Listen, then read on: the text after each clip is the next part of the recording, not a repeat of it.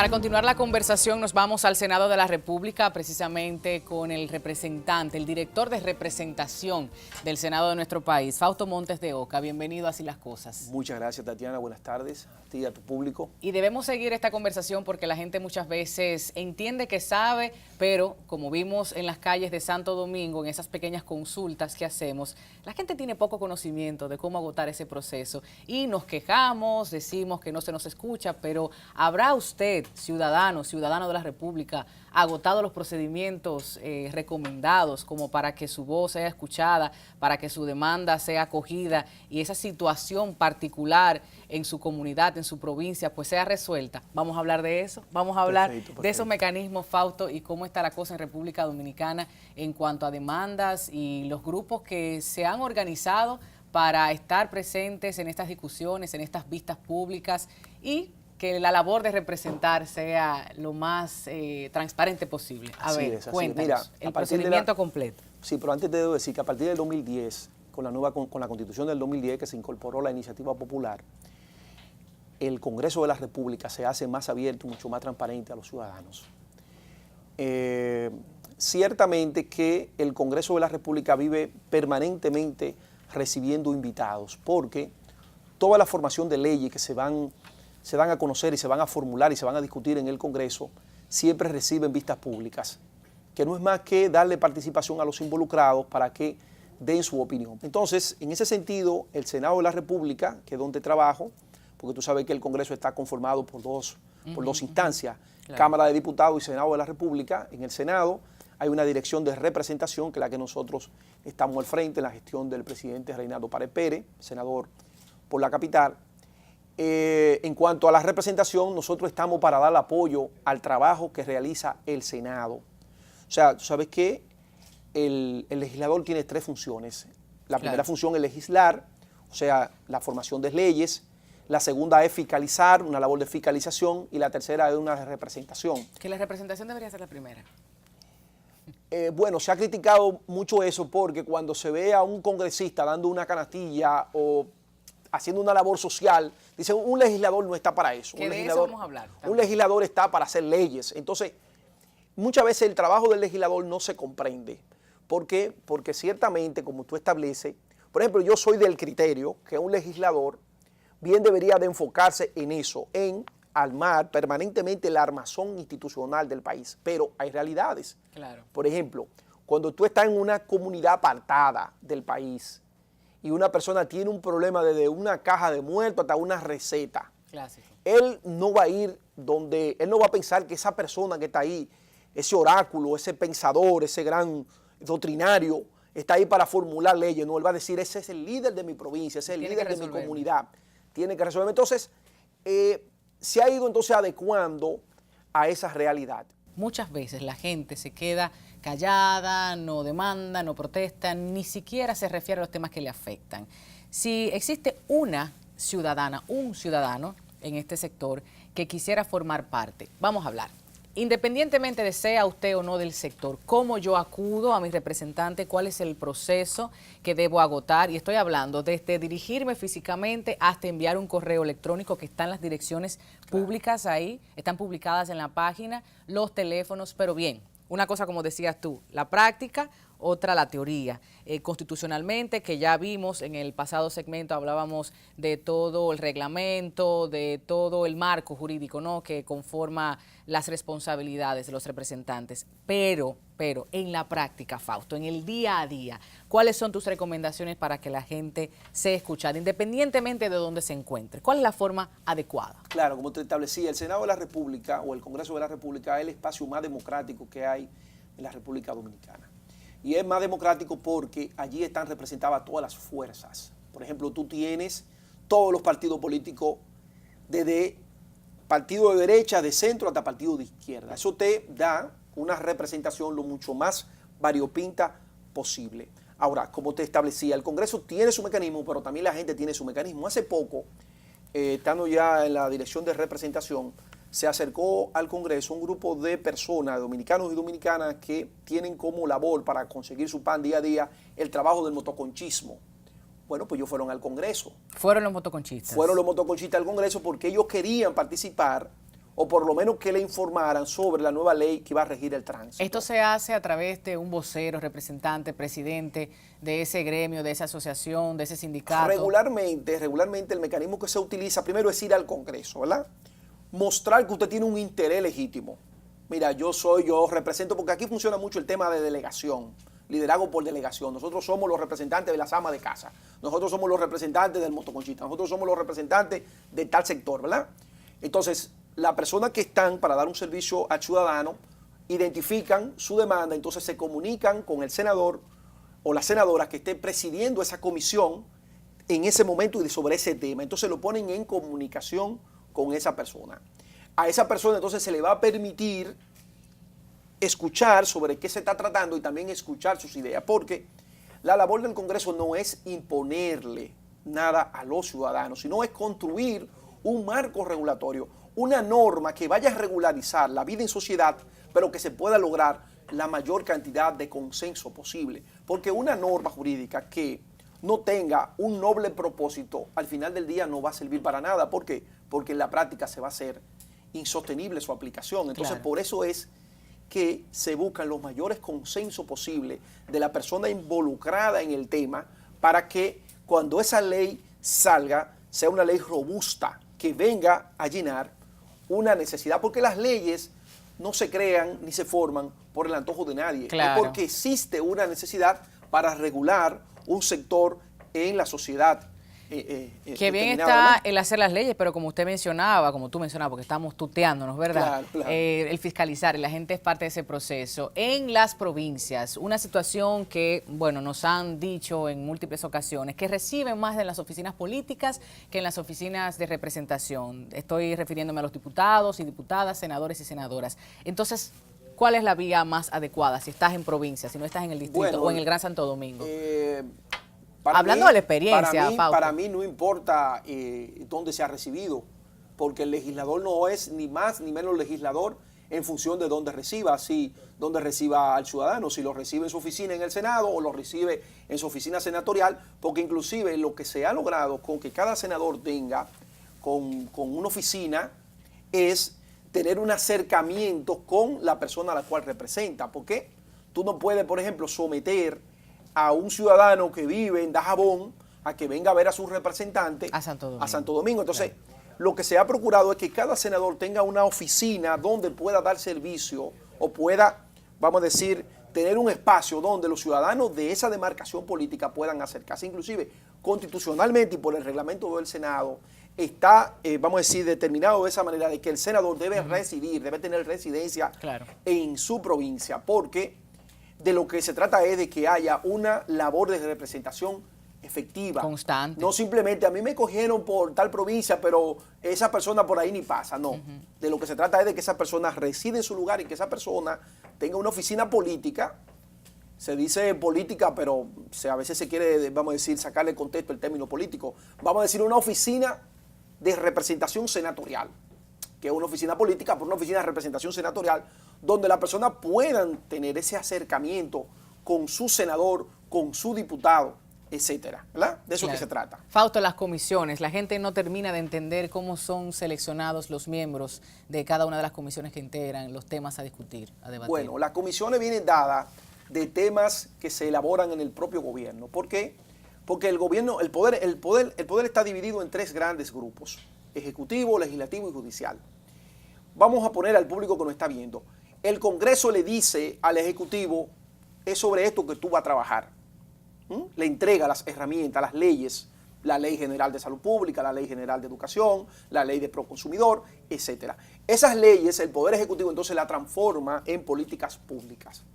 Ya la vuelve mucho más concreta. El Poder Legislativo le entrega algo abstracto, él lo convierte en algo concreto, ¿verdad? Le da cuerpo, le da presupuesto. Digo, el Congreso le da presupuesto, pero él le da los fines hacia dónde se va a orientar. Entonces, las comisiones que se forman en el Congreso tienen como único propósito formar comisiones en base a los temas que se ven en el Poder Ejecutivo. ¿Elige cada representante dónde quiere estar o es asignado muchas veces? Muchas veces va a corresponder al perfil del representante. Por ejemplo, la Comisión de Salud Pública del Senado es dirigida por un médico, que es el senador de Salcedo, porque también lo que se busca es que la persona que esté al frente de una comisión tenga un conocimiento sobre ese tema. La Comisión, por ejemplo, de Salud Pública va a ver todo lo relativo al tema de salud pública, que al final se termina transformando en políticas públicas que son ejecutadas por el Poder Ejecutivo. Entonces, las comisiones del Senado tienen como único propósito que haya una coherencia en el tema de salud pública, no que desde el Congreso se esté trabajando un tema, entonces en el Poder Ejecutivo se haga otro, sino que desde ahí comience, vamos a decir, la visión de cuál es el tema. Por ejemplo, la Comisión de Educación del Senado. Bueno, desde ahí se van a comenzar a trabajar qué tipo de educación queremos, hacia dónde queremos llegar. Por supuesto. Por ejemplo, queremos bajar el analfabetismo, queremos que nuestro país deje de ocupar los lugares, que ocupe un lugar mucho más preponderante dentro de los rankings mundial, etcétera. Entonces, todo eso comienza desde el Congreso de la República. Es una preocupación legítima que tiene mucha gente y te lo pregunto y te transfiero esa preocupación de las comisiones porque a veces conocemos las posturas privadas de muchos de nuestros representantes. Sin embargo, a nivel público, lo que dicen a la prensa o quizás por alguna presión del sector eclesiástico, del sector político, las referencias son otras. Por ejemplo, el caso que se ha estado debatiendo, la Comisión de Género, la despenalización del aborto, que son temas bastante controvertidos. Entonces la gente quisiera saber, ¿puede de alguna forma decidir, presionar, sugerir a estas comisiones quiénes o no deban integrarlas? Mira, cuando Obama dirigía los destinos de Estados Unidos, primaba una visión, porque a todo esto no podemos quitarle el componente político. Por ejemplo, cuando Obama dirigía Estados Unidos, cuando Obama dirigía Estados Unidos, tenía una visión diferente sobre el tema de inmigrantes, sobre el tema de política de género, sobre el uso de las drogas, etcétera, la despenalización de las drogas, etcétera. Cuando llega Donald Trump, entonces llega a otra visión. Nuestros legisladores tienen también posiciones ideológicas. Claro. Ahora, ¿de qué es lo que se trata? Lo que se trata es de tú lograr los mayores consensos posibles. En nuestro país la Iglesia Católica tiene un papel preponderante, pero no por iglesia, sino porque tiene una feligresía, tiene una persona que sigue en ese credo, como también lo tienen las iglesias evangélicas y todas las denominaciones religiosas. Entonces, en muchos países probablemente ese poder que tiene esos credos, esas religiones, probablemente no es tan fuerte como está acá. Ahora, nosotros vivimos en una democracia, porque si la iglesia le va a imponer la visión a los poderes públicos, entonces tendríamos que decir que esto no es una democracia, sino que es una teocracia, ¿verdad? Claro. Como sucede en otros países del Medio Oriente. Esto es una democracia representativa y aquí lo que se permite es que cada quien dé su criterio. ¿Y qué hacen los legisladores al final del día? Escuchan a todo el mundo y cuando van a votar una ley de tal o cual tipo, entonces se acogen a su criterio, que sea uno o sea otro. Bueno, esa es la democracia, porque ya sea de un lado o sea de otro, hay que tomar una decisión. Por eso empecé diciéndote con el caso de Obama, que Obama y el gobierno norteamericano, bajo su gestión, tenía una visión. Donald Trump y su gobierno y su gestión tiene otra visión. Y eso es transversal, más aún si tienes mayoría congresual. Claro, eso hay que entenderlo, para así que es. la gente vaya sabiendo que una cosa es la teoría, otra cosa es la realidad. Pero con el tema que me preguntaste, la feminista, la persona que están vinculadas al tema de género, claro que se acercan otro al Congreso. tema, porque siempre hay temas controvertidos. Y con la ley de tránsito y movilidad también aquí les fue bastante debatido y hay sectores. Motoconchistas a propósito que decían que no se iban a poner el casco, que salimos a la calle a hablar con ellos. O sea, muchos temas que van a haberse encontrado porque, como tú dices, es una democracia. Algunos en contra, otros a favor. Fausto, la gente a través de la página, a través de los mecanismos institucionales, como bien tú decías, servicio al cliente, información al usuario, información que está pública y ver, ¿no?, un poquito más a fondo, ley de libre acceso a la información pública, la ley de, ¿cómo que se llama?, de función pública también, que la tenemos por ahí, que la vimos. O sea, es un marco bastante amplio que ya lo hemos debatido, pero de forma llana, saber el ciudadano que sí tiene el deber, que tiene el derecho de acercarse, de solicitar información, hay plazos establecidos, se está cumpliendo. O sea, para la prensa, los medios de comunicación hemos visto algunas situaciones por allí, pero poco a poco caminamos en el fortalecimiento institucional del país. Nosotros tenemos, el Senado de la República está abierto a todos ciudadanos. Inclusive nosotros tenemos un programa muy interesante que se denomina Visitas Guiadas, donde nosotros le enseñamos a los estudiantes de los liceos y de las escuelas y de los colegios privados cómo funciona el Senado. Y a nosotros lo que nos interesa como demócratas que somos es el empoderamiento ciudadano. O sea, el Congreso no puede verse como algo que es para lo político y que está ahí, no. Porque inclusive en un sistema basado en la ley, nosotros tenemos que empoderarnos de la ley. Por ejemplo, hace poco, AME tiró un protocolo de que después que sucedió una situación que se dio con un agente y alguien, y se salió en las redes sociales, AME elaboró un protocolo de por qué debía de parar a las personas, ¿verdad? A los que andaban en vehículo. Y yo voy caminando por la Jacobo Masluta, voy en mi vehículo y veo que un domingo, 12 de la tarde, AME tiene un operativo. Y yo me paré y escribí un tuit. Digo, AME viola su propio protocolo. Claro. Porque en democracia tenemos que llevar a los políticos, a los senadores, a todo el mundo a su legalidad. Y la legalidad está en la norma jurídica. Claro. Y muchas veces no queremos darnos cuenta que cuando un policía nos está deteniendo sin una justificación, no podemos permitírselo. Claro. Lo primero que tenemos que decirle no es, comando, ¿cómo está usted? Como para que nos dé un chance. No, que comando del carajo. No tenemos que decirle comando. Claro. Tenemos que decirnos, dígame, ¿por qué usted me detiene? Claro. ¿Qué norma yo he violentado? Me fui en rojo, andaba en exceso de velocidad. Usted presume que ando con un muerto en el baúl. ¿Por qué? Porque nosotros vamos a construir un Estado de Derecho si nosotros nos empoderamos de las normas, que no es el ciudadano que la crea, que son los mismos políticos en su condición de senadores y de diputados. Que a propósito, Fausto, aprovecho para recordar no literalmente las palabras del presidente Medina, que ha dicho que no quiere la voz de los pasivos, sino de los rebeldes, aquella ciudadanía empoderada, que es precisamente la que exige, demanda y ayuda al fortalecimiento de la democracia en la República Dominicana. Totalmente de acuerdo. Bienvenidas esas palabras y ojalá que así sea. A propósito, nos vamos a la publicidad. Gracias, Fausto Montes de Oca, director de representación del Senado de la República Dominicana. Entonces, después de la publicidad continuamos con el tema.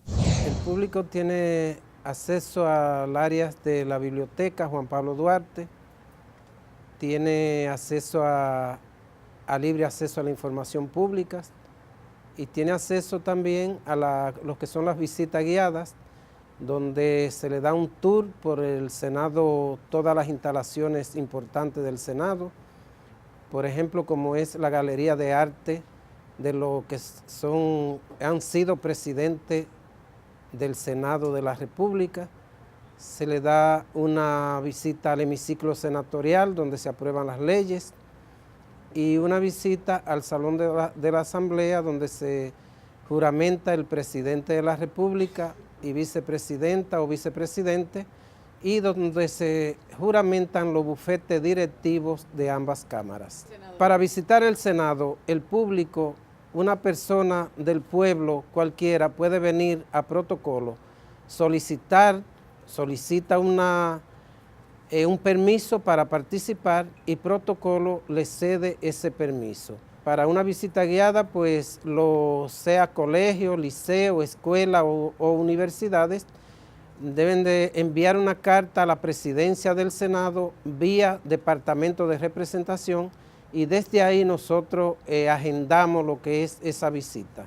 Aquí en la biblioteca tiene el público muchas opciones, aquí hay libros de toda índole para consultas y pueden venir todos los días de lunes a viernes con su permiso correspondiente, buscar los libros que entiendan del lugar y sentarse aquí mismo y si quieren hacer su tarea, cualquier trabajo que les soliciten en las escuelas o en las universidades.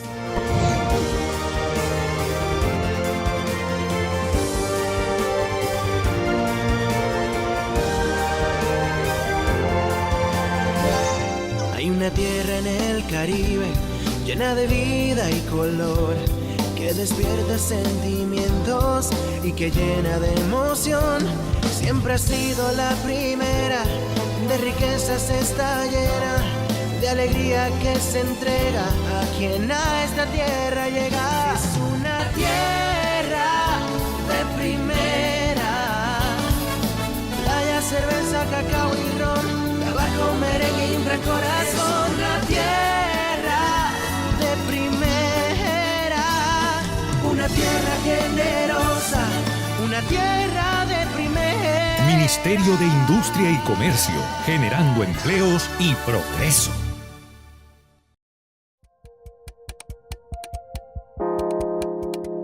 República Dominicana está actualmente en una posición que ya no es que cumplió, no es que está sosteniendo y manteniendo, es que impresionantemente ha seguido progresando en una manera que hoy es un líder en nuestra región.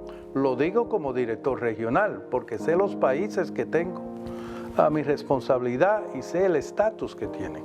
República Dominicana actualmente, en la última auditoría que se le hizo bajo el OASI, tenía un cumplimiento de un 87%.